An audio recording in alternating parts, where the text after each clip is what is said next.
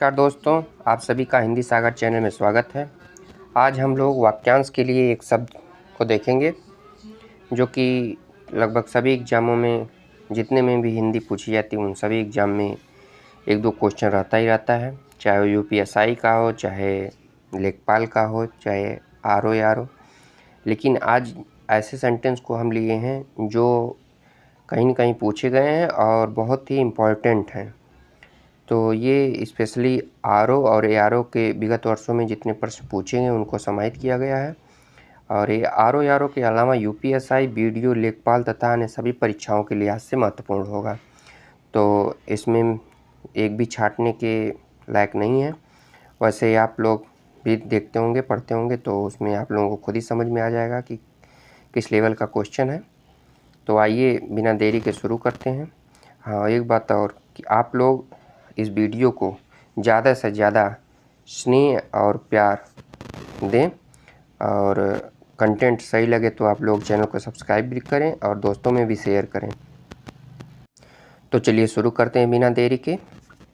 पहला क्वेश्चन है, गुरु के पास रहकर पढ़ने वाले को क्या कहते हैं? उसको कहते हैं अंतेवासी। ठीक है, इसको अंतेवासी बोलेंगे।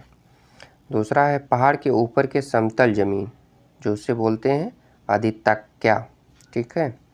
अगला देखते हैं, जिसके हस्ताक्षर नीचे अंकित हों उसे कहेंगे अधोहस्ताक्षरकर्ता। ये आप लोग इसको शुद्ध अशुद्ध के लिए भी रख सकते हैं नोट्स के लिए। कहीं पूछेगा अधोहस्ताक्षरकर्ता, अधोहस्ताक्षरकर्ता या फिर अधोहस्ताक्षरकर्ता, तो इसे शुद्ध अशुद्ध के लिए भी। ऐसा नहीं कि हम लोग अगर हिंदी वाक्यांश पढ़ रहे हैं तो केवल इसी को पढ़ते चले, नहीं, ऐसा नहीं है। इसमें से हम अपने जितने भी टॉपिक को उसमें अलग अलग छांटने की आप लोग एक आदत डाल लीजिए कि अशुद्ध को अलग कर लीजिए, कोई नया शब्द मिल रहा है तो उसको अलग लिखिए। जैसे अर्थ के परिदृश्य में जैसे विलोम होता है, पर्यायवाची, इन सभी को भी जो भी पढ़े उन सभी में छांटते हुए चलिए। चाहे आप कोई इतिहास भूगोल की पढ़ रहे हैं उसमें भी अशुद्ध और शुद्ध जैसे शब्दों को आप छांट सकते हैं। तो इस हिसाब से आपको ज़्यादा प्रेशर भी नहीं होगा और आप ऐसे नॉर्मल तरीके से याद भी कर लेंगे। अगला दिया गया है, महल का वह भाग जहाँ रानियाँ निवास करती हैं उसको क्या बोलते हैं? अंतःपुर बोलेंगे या फिर रानीवास हो जाएगा। जिसे किसी बात का पता न हो, यहाँ कह रहा है कि जिसको किसी बात का पता ही ना हो उनको क्या बोलेंगे? अनभिज्ञ होगा या फिर अज्ञ हो गया। ठीक है, ये दोनों। ये भी देखिए, अनभिज्ञ और अज्ञ का पर्यायवाची पूछता है तो विज्ञ हो गया। अनभिज्ञ का विलोम क्या होगा? विज्ञ। या फिर अज्ञ का विलोम पूछेगा तो कहेंगे विज्ञ। ठीक है। इसी तरह से आप लोग जिस दिन ऐसे करते हुए आप लोग चलते हैं, पढ़ते रहेंगे, देखिए 100% आपको किसी के ऊपर डिपेंड रहने की ज़रूरत नहीं होगी, ना ही आपको एग्ज़ाम के टाइम प्रेशर होगा कि नहीं मुझे विलोम नहीं याद है, मुझे पर्यायवाची नहीं याद है। तो ऐसा कंडीशन नहीं आएगा। ठीक है। अगला क्वेश्चन देखते हैं, जिसका आदर न किया गया हो अनादृत बोलेंगे। देखिए, एक अनादृत है श्रृंगार। अक्सर हम लोग श्रृंगार ऐसे लिखते हैं, श्रृंगार, जबकि ये गलत है। ये र है आधा जहाँ ये दिया गया, और हमको र नहीं लिखना है, री लिखना है। तो इस कंडीशन में ये हो जाएगा आपका श्रृंगार। ठीक है, इसको देख लीजिएगा आप लोग। आगे बढ़ते हैं, महल का वह भाग जहाँ रानियाँ निवास करती हैं, ये तो हो गया था। जिससे किसी बात का पता न हो, ये भी हो गया, और उसको बोलेंगे अनभिज्ञ या अज्ञ। अनभिज्ञ का विलोम हो जाएगा, अनभिज्ञ का विलोम हो जाएगा विज्ञ, और अज्ञ का विलोम होगा विज्ञ। ठीक है। जिसका आदर न किया होगा उसे अनादृत बोलेंगे। जिसका मन कहीं अन्य जगह या दूसरी जगह लगता हो उसको बोलेंगे अन्यमनस्क। ठीक है। जिसके पास कुछ हो अर्थात दरिद्र हो, जिसके पास कुछ भी ना हो उसको बोलेंगे अकिंचन। जो सुना हुआ हो उसे बोलेंगे अश्रव्य। आगे चलते हैं, जो आज तक से संबंध रखता है उसे बोलें आदतन। आदतन का विलोम हो जाएगा पुरातन। आदतन यहाँ देखिए, इसको शुद्ध अशुद्ध में भी आप नोट कर सकते हैं, इसको लिख लीजिए। आदेतन का विलोम हो जाएगा पुरातन। आदेश जो निश्चित अवधि तक लागू हो उसे बोलेंगे अध्यादेश। जिस पर किसी ने अधिकार कर लिया हो उसको बोलेंगे अधिकृत। वह सूचना जो सरकार की ओर से जारी हो उसे बोलेंगे अधिसूचना। क्या बोलेंगे? अधिसूचना। विधायिका द्वारा स्वीकृत नियम उसे बोलेंगे अधिनियम। यहाँ अधिनियम और अधिसूचना और अध्यादेश ये तीनों ही महत्वपूर्ण हैं। आप लोग इसे कंपलसरी एकदम इम्पॉर्टेंट समझ के पढ़िएगा। तो अध्यादेश में क्या है? आदेश जो निश्चित अवधि तक, मतलब एक अध्यादेश हो जाता है कि कोई बिल आती है जो उस पर सहमति नहीं बन पाती है, लेकिन वो कंपलसरी होती है कि नहीं, इसको रखना ही रखना है कि जब तक आपस में अंडरस्टैंडिंग बने तब तक हम किसी माध्यम से इस बिल को यहाँ रखे रहें। तो उस कंडीशन में क्या होता है, संसद में एक अध्यादेश पारित कर दिया जाता है 6 महीने या जितने समय तक वो हो, अभी तो यहाँ हमें कंफर्म नहीं है, तो उतने दिन तक वो बना रहेगा। उस बीच अगर वो पास हो जाता है तो अधिनियम हो जाएगा। जैसा कि यहाँ विधायिका द्वारा स्वीकृत नियम, वो क्या हो जाएगा? अध्यादेश ही। जब सभी लोग मान जाएंगे, सब लोगों को लगे कि नहीं इम्पॉर्टेंट है, तो उस कंडीशन में वो अधिनियम बन जाता है। सूचना जो सरकार की ओर से जारी की उसे अधिसूचना करते हैं। तो ये तीनों ही बहुत ही महत्वपूर्ण हैं। आइए आगे देखते हैं। वह स्त्री जिसके पति ने दूसरी शादी कर ली हो जाएगा अधिउड़ा। दूसरी की विवाहित स्त्री अन्योड़ा। जिसको भेदा ना जा सके उसे बोलेंगे अभेद्य। जो साधा ना जा सके असाध्य। आगे चलते हैं। जो चीज़ इस संसार में न हो उसे बोलेंगे अलौकिक। ये शुद्ध अशुद्ध में पूछता अलौकिक हो जाएगा, अलौकिक लिखता है। ठीक है, तो ये गलत नहीं करना है, अलौकिक नहीं होता है, अलौकिक होता है। आगे चलते हैं। जो वाह संसार के ज्ञान से अनभिज्ञ हो उसे बोलेंगे आलोकज्ञ। जिसे लांघा ना जा सके अलंघनीय, या जिसे पार ना किया जा सके उसे लांघा ना जा सके या पार न कर उसे बोलेंगे अलंघनीय। जिसकी तुलना न हो सके उसे क्या बोलेंगे? अतुलनीय। जिसके आदि का पता न हो, या आदि प्रारंभ, कभी कभी हम लोग से पूछता है आदि का विलोम क्या होगा, तो अंत बोलेंगे।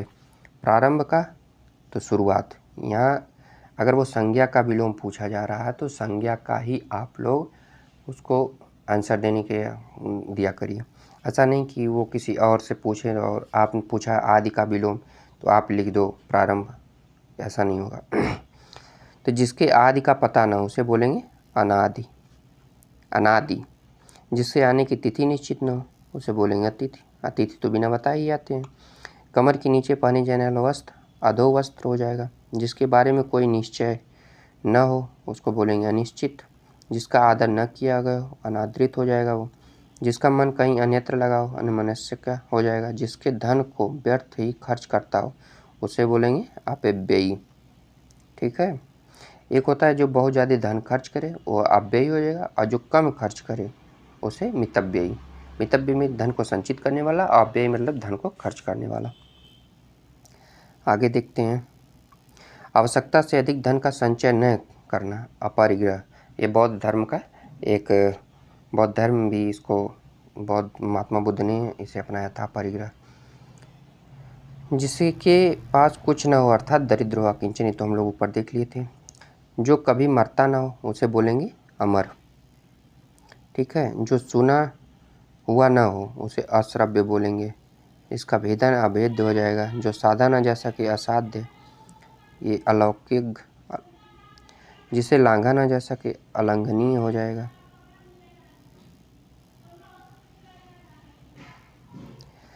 अन्य से संबंध रखने वाला या किसी एक में ही आस्था रखने वाला अनन्य हो जाएगा। जैसे नहीं बोलते हैं अनन्य भक्त हैं वो। जो बिना अंतर के घटित हो अनंतर। जिसका कोई घर न हो अनिकेत। निकेत मतलब घर होता है। घर का विलोम हो जाएगा गेह, शाला, सदन, भवन, ये सभी घर के पर्यायवाची हैं। कनिष्ठा। कनिष्ठा मतलब एक कनिष्ठा होता है, एक शुद्ध अशुद्ध में इसको नोट कर सकते हैं। ट होगा यहाँ पे, ठ नहीं होगा, ठ होगा, ट नहीं होगा। तो इसको कनिष्ठा सबसे छोटी और मध्यमा के बीच की उंगली को अनामिका बोलते हैं। ठीक है। मूल कथा में आने वाले प्रसंग लघु कथा, यानी कि इसका अर्थ क्या पूछा जा रहा है कि जो कथा के अंदर एक कथा हो उसे बोलेंगे अंतः कथा। जिसका निवारण न किया जा सके, जिसे करना आवश्यक हो उसे बोलेंगे अनिवार्य। ये दोनों अर्थ पूछ सकता है अलग अलग करके। जिसका निवारण न किया जा सके अनिवार्य हो जाएगा, जिसे करना आवश्यक हो उसे बोलेंगे अनिवार्य। दोनों का मतलब एक ही है, लेकिन सेंटेंस अलग अलग दे के पूछ सकते हैं वो। जिसका विरोध हुआ हो या न हो सके अनिरुद्ध बोलेंगे या अविरोध बोलेंगे।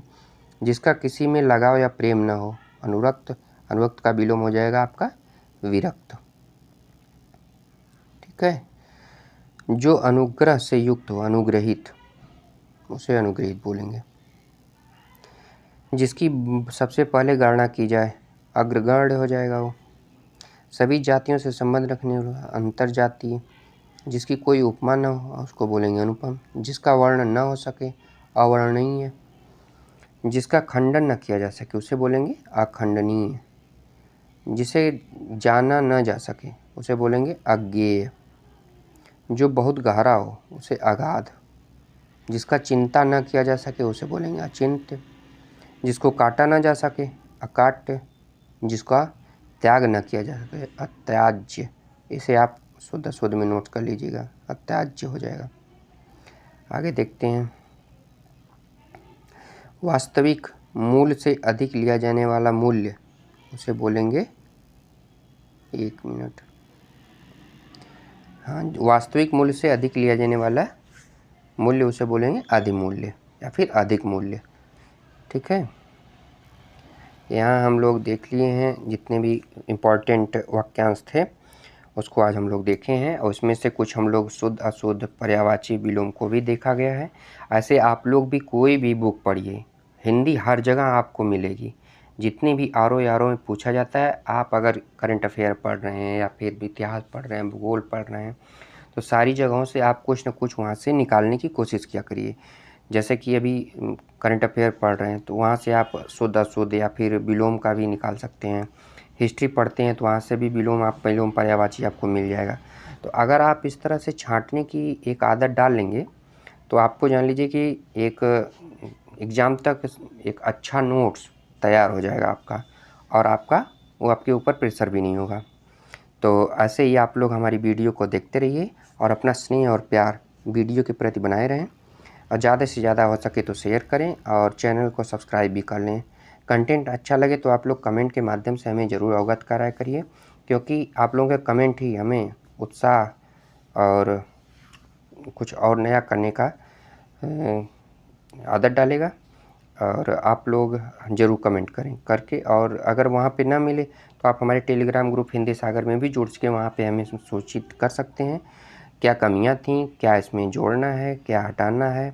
जो भी आपके समस्याएं हो आप हमें ज़रूर अवगत कराएं, और कंटेंट कैसा लगा इसके बारे में बताएं। चलिए, आप लोग ऐसे ही चैनल पे बने रहिए। आप लोगों का बहुत बहुत धन्यवाद।